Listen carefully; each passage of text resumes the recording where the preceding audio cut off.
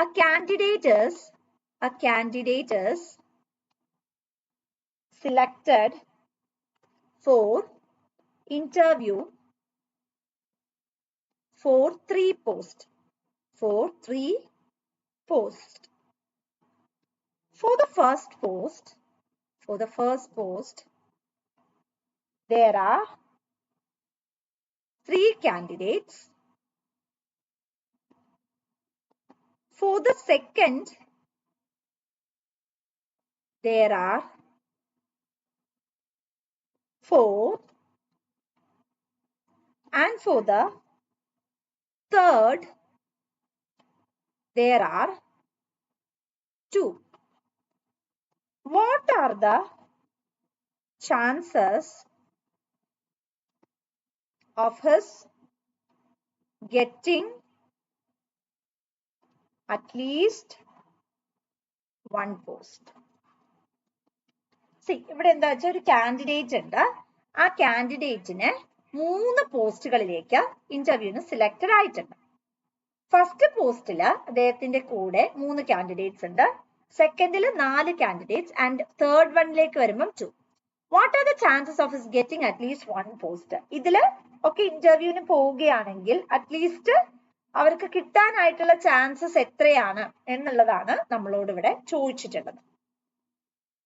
So I hope the question is clear for everyone. അപ്പം നമ്മളിവിടെ probability of getting, first one, probability of getting first post. See, എത്ര പേരുണ്ട് ഈ ഒരു first പോസ്റ്റിന് അപ്ലൈ ചെയ്ത എത്ര കാൻഡിഡേറ്റ്സ്? 3 അല്ലേ? സോ 1/3 എന്ന് എഴുതാം. ഈ 3 പേര്, ഇതയാള്, ബാക്കിയുള്ള 2 പേര്. അപ്പൊ ടോട്ടൽ 3 പേര്. ഇതിൽ ഇദ്ദേഹത്തിന് കിട്ടാനുള്ള chance 1/3. Clear? Okay, I hope that is clear. Probability of getting second post. അപ്പൊ സെക്കൻഡ് പോസ്റ്റ് എന്ന് പറയുമ്പോൾ എത്ര പേര്? 4 പേര്. ഈ 4 പേരിൽ അദ്ദേഹത്തിന് കിട്ടാൻ, അയാള്, ബാക്കി 3 പേര്, ഇൻ ടോട്ടൽ 4 പേര് അയാള്. So 1/4. Now probability for third, 2 പേര്. തേർഡ് 1, 2. അപ്പൊ അയാള്. So you will get it as 1/2. ഇത്രയും ഓക്കെ? ഇത്രയും ഓക്കെ? ഇനി ഇതിന് ഞാൻ കറസ്പോണ്ടിങ് ആയി എഴുതാണ്. Probability of not getting first post. First post കിട്ടാത്തതിനുള്ള നമുക്കറിയാം probability of getting and probability of not getting കൂട്ടിയിട്ടുണ്ടെങ്കിൽ 1 ആയിരിക്കും വരുന്നത്. So 1 minus 1/3, which will give you the answer. 3 LCM എടുത്തു, you will get it as 2/3. Now probability of not getting second post. See ഇവിടെ 1/4. So 1 minus 1/4, 4 LCM, 4 minus 1, you will get it as 3/4. Now probability of not getting third post. Here it is 1/2. So 1 minus 1/2, 2 minus 1, you will get it as a 1/2. അപ്പൊ ഇത്രയും നമുക്ക് കിട്ടിക്കഴിഞ്ഞു. ഇനി എന്താ നമ്മളോട് ചോദിച്ചേ? At least 1 post ആണ്. C, at least 1 post ചോദിച്ചാല് നിങ്ങൾ എന്ത് ചെയ്താൽ മതി വെച്ചാ ഈ നോട്ട് ഗെറ്റിംഗ് അങ്ങോട്ട് ഡിസ്ട്രിബ്യൂട്ട് ചെയ്താൽ മതി, അല്ലെങ്കിൽ നോട്ട് ഗെറ്റിംഗ് എന്നുള്ളത് ഫോർമുലേറ്റ് എടുത്താൽ മതി. അറ്റ്ലീസ്റ്റ് ചുരുങ്ങിയത് എന്ന് പറഞ്ഞാൽ അവിടെ കിട്ടാത്ത പോസ്റ്റ് എടുത്താൽ മതി. അതായത് പ്രോബബിലിറ്റി ഓഫ് ഗെറ്റിംഗ് അറ്റ്ലീസ്റ്റ് എന്ന് പറഞ്ഞാൽ that is equal to 1 minus probability of not getting 1 and 2 and 3. ഇങ്ങനെ ചെയ്യുന്നതാണ് ഈസി ഫോം. അറ്റ്ലീസ്റ്റ് എന്ന് പറയുമ്പോൾ കിട്ടുന്നതല്ല നിങ്ങൾ അവിടെ എടുക്കേണ്ടത്, കിട്ടാത്തതിനുള്ള ചാൻസ് എത്രയാ എന്നെടുത്താൽ മതി. അപ്പൊ ആദ്യം 1 ഇട്ടു, മൈനസ് ഫസ്റ്റ് വൺ കിട്ടാത്തതിനുള്ള ചാൻസസ് 2/3 ഇൻറ്റു സെക്കൻഡ് വൺ കിട്ടാത്തതിനുള്ള ചാൻസസ് 3/4, തേർഡ് വൺ കിട്ടാത്തതിനുള്ള chances 1/2. So when you solve this, 2 പോയി, 2 പോയി, 3 പോയി, 3 പോയി. 1 minus 1/4, 4 is your LCM. 4 minus 1, and the answer will be 3/4. Am I clear? At least ചോദിച്ചാല് കിട്ടാത്തതിനുള്ള chances എത്രയാണെന്ന് മാത്രം നിങ്ങൾ നോക്കുക.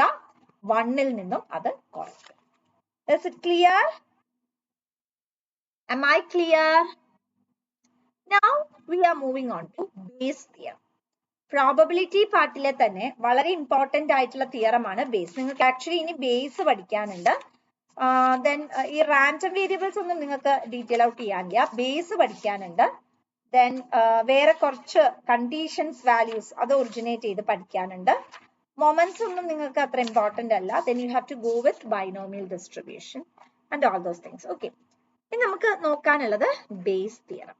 വളരെ ഇമ്പോർട്ടന്റ് ആയിട്ട് പ്രോബബിലിറ്റിയിലെ തന്നെ വളരെ വളരെ ഇമ്പോർട്ടന്റ് ആയിട്ടുള്ള ഏരിയ ആണ്. നമുക്ക് ക്വസ്റ്റ്യൻ ചെയ്യാം. ക്വസ്റ്റ്യൻ ചെയ്തിട്ട് അതിനോടൊപ്പം ഫോർമുല പഠിക്കാം. There are, please take down the question. There are 2 urns, one containing 5 white and 4 black balls, and the other containing 6 white and 5 black balls. One urn is chosen and one ball is drawn.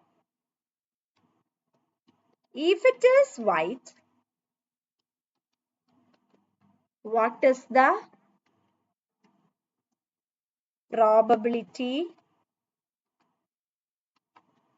that the urn selected is the first? See, question നേരെ വായിക്കാം.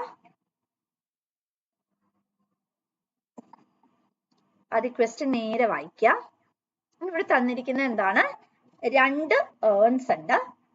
ആദ്യത്തെ ഏണിന്റെ അകത്ത് 5 വൈറ്റും 4 black ബോളും ആണുള്ളത്. രണ്ടാമത്തെ ഏണിന്റെ അകത്ത് 6 വൈറ്റും 5 ബ്ലാക്ക് ബോളുമാണ് ഉള്ളത്. 1 earn is chosen and 1 ball is drawn. ഈ 2 ഏൺസിൽ ഏതെങ്കിലും ഒരു ഏൺ നമ്മൾ ചൂസ് ചെയ്യുന്നു, അതിന്റെ അകത്ത് ഒരു ബോൾ നമ്മൾ പിക്ക് ചെയ്യുന്നു. If it is white, what is the probability that the urn selected is the first? See, സാധാരണ എല്ലാ കാൻഡിഡേറ്റ്സും ഞങ്ങൾ ക്ലാസ് എടുക്കുന്ന സമയത്ത് ചോദിക്കുന്നതാണ്, ഇതിപ്പോ ഇവിടെ ബേസ് തിയറി ആണ് അപ്ലൈ ചെയ്യേണ്ടതെന്ന് എങ്ങനെയാണ് മനസ്സിലാക്കുക? നിങ്ങൾക്ക് ചിലപ്പോൾ ഒരു പക്ഷേ അങ്ങനെ ഡൗട്ട് വരുന്നുണ്ടാവും. അപ്പൊ ഇവിടെ എന്താ വെച്ചാ, നമുക്ക് 2 കണ്ടീഷൻസ് തരിക എന്ന് വിചാരിക്കാം. നമുക്ക് 2 കണ്ടീഷൻസ്, ഒരു കണ്ടീഷൻ തന്നിട്ടുണ്ടെങ്കിൽ you can apply addition multiplication up to that particular question. പക്ഷെ ഇവിടെ 2 കണ്ടീഷൻസ് തരികയാണെങ്കിൽ there you should apply base theorem. എന്താ 2 കണ്ടീഷൻ? ലിസൺ, ഇവിടെ നമ്മളോട് പറഞ്ഞിരിക്കുന്നു വൈറ്റ് ആയിരിക്കണം. വൈറ്റ് മാത്രല്ല, സിലക്ട് ചെയ്യേണ്ട ഏൺ എന്ന് പറയുന്നത് ഫസ്റ്റ് ആയിരിക്കണം. So there are 2 conditions. First one white ആയിരിക്കണം. മാത്രമല്ല, നമ്മൾ സെലക്ട് ചെയ്യുന്ന ഏൺ എന്ന് പറയുന്നത് അല്ലെങ്കിൽ പിക്ക് ചെയ്യുന്ന ഏൺ എന്ന് പറയുന്നത് അതെങ്ങനെയായിരിക്കണം? അത് ഫസ്റ്റ് ഏൺ തന്നെ ആയിരിക്കും.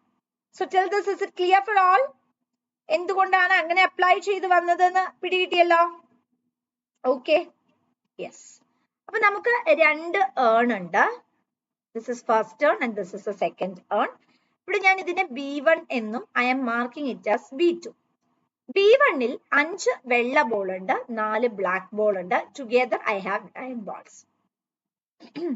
ഇവിടെ രണ്ടാമത്തേലേക്ക് നോക്കുകയാണെങ്കിൽ 6 വെള്ള ബോൾ ഉണ്ട്, 5 ബ്ലാക്ക് ബോൾ ഉണ്ട്. Together I am having 11 balls. ഞാൻ നമ്മൾ മുമ്പ് എഴുതിയ പോലെ തന്നെ എഴുതുകയാണ്. Probability of picking the first urn B1.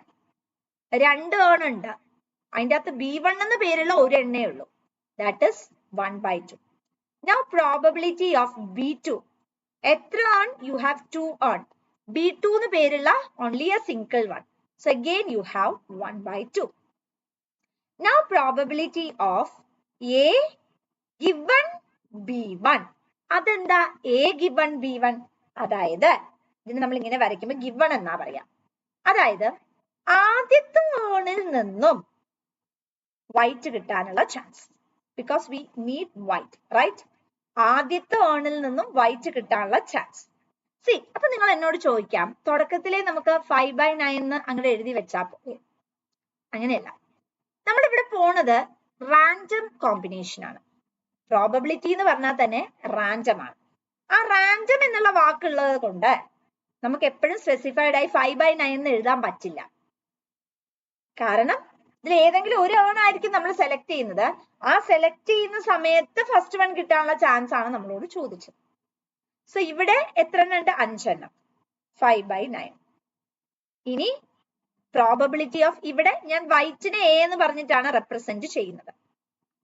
ഈ വൈറ്റ് രണ്ടാമത്തെ ഏണിൽ നിന്നും കിട്ടാനുള്ള ചാൻസ്, അവിടെ എത്ര വൈറ്റ് ഉണ്ട്? 6 എണ്ണം. സോ 6/, എത്ര ബോളുകൾ together? 11 ball. Now what is my question? My question is, what is the probability that the urn selected is the first one? അപ്പൊ അതായത് ഫസ്റ്റ് ഏൺ സെലക്ട് ചെയ്യുന്നു, അതിന്റെ അകത്ത് വൈറ്റ് ആണ് എനിക്ക് ആവശ്യം. See, if it is white, what is the probability that the urn selected is first? എന്നാൽ question reverse ചെയ്യാം. അതായത് ഫസ്റ്റ് ഏൺ ആണ് ഞാൻ എടുത്തത്, അതിൽ വൈറ്റ് കിട്ടാനുള്ള സാധ്യത. ഇതാണ് നമ്മൾ കണ്ടുപിടിക്കേണ്ടത്. So what is the formula for that? ആദ്യം എന്തെഴുതാ? ഈ B1 എഴുതാം. Probability of B1 into probability of the, ഈ സാധനത്തിനെ നമ്മൾ റിവേഴ്സ് ചെയ്യുക, A/B1 എന്ന് എഴുതുക. എന്താണ്? പ്രോബബിലിറ്റി ഓഫ് ആദ്യം ഈ സാധനം എഴുതി as equal to probability of A/B1. ഈ B2 ആണെങ്കിൽ B2ന്റെ ഏരിയ തന്നെ, divided by probability of B1 into probability of A/B1 plus probability of B2 into probability of A/B2.